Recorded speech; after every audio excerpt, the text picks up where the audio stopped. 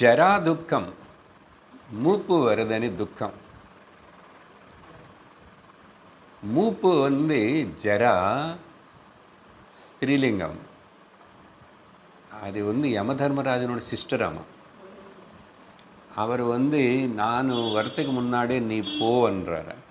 போய் கொஞ்சம் ஓல்டேஜ் எதுனாலன்னா நமக்கு ஞாபகப்படுத்த போகிறார். என்ன சடனாக வந்தால் கஷ்டம்னு சொல்லி ப்ரிப்பேர் ஆகணும்.